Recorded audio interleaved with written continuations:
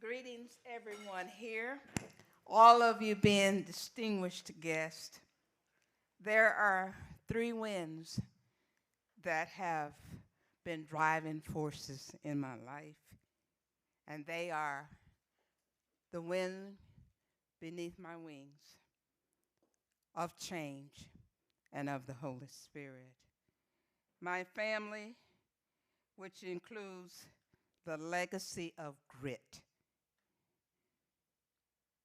and my friends who are like-minded and who are compassionate, are the wing beneath my wings. To my family, I would like to say, to remind us first of the legacy which came through the maternal side of my family, is that they, in December 1931, escaped Irish Ridge farmland in Texas. And escaping Irish Ridge, they therefore, or thereby, escaped the enslavement by sharecropping, which was a system of exploitation of those who were marginalized.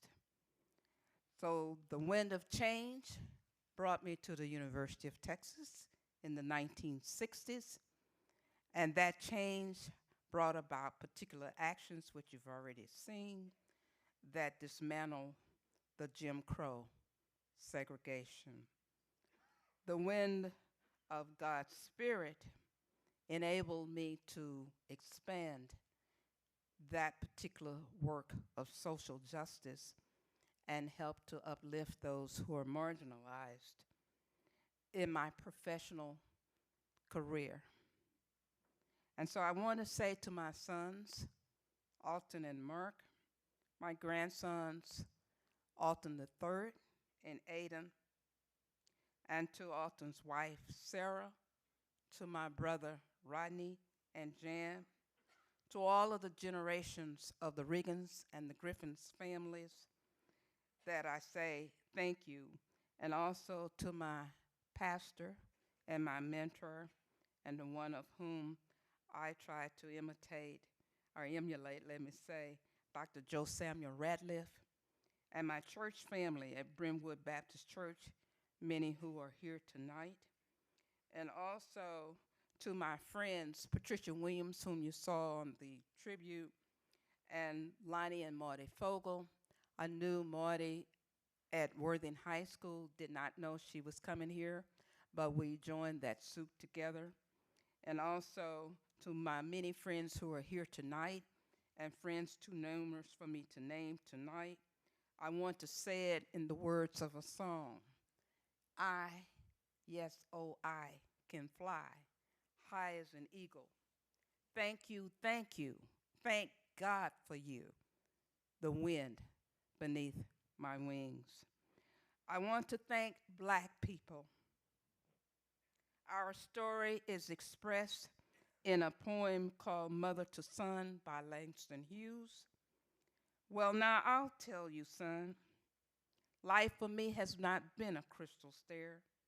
It's had tacks in it, and splinters, and boards torn up, and places where there was no carpet on the floor, bare. But I've been a climbing, and I've been reaching landings and turning corners, and sometimes going in the dark.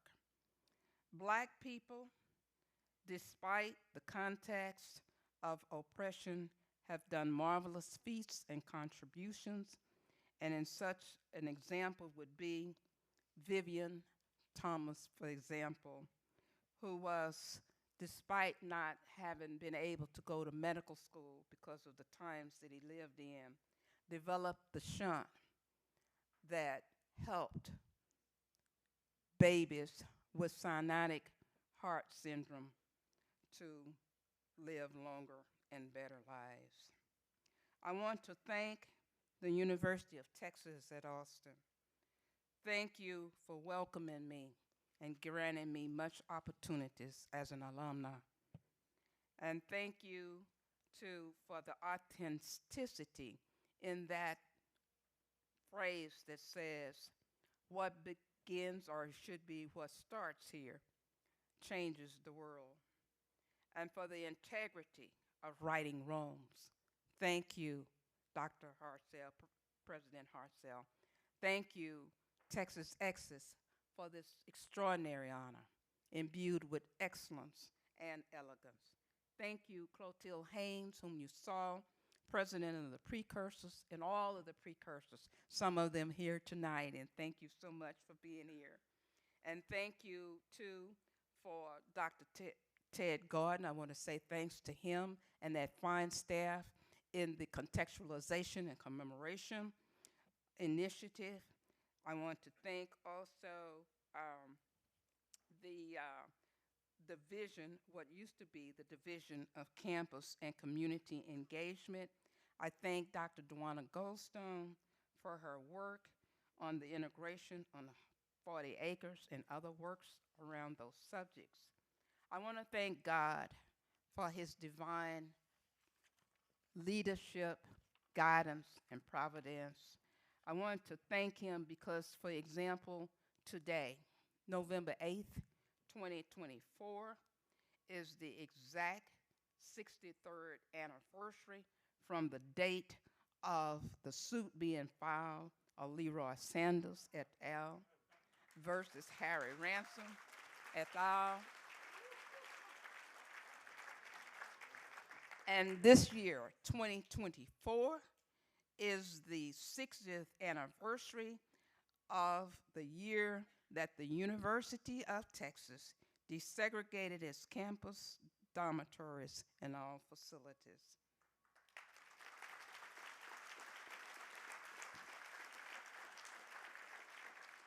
I wish to leave you with this final thought.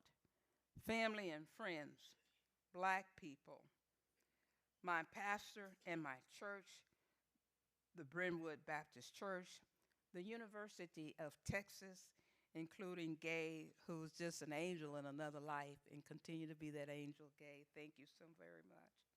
I'd like to also thank, and I forgot to mention it because I'm not reading it without the glasses, is that Patricia Shampton. I thank her for the DAA coordination that's second to none, and to all of the Texas Exes for this.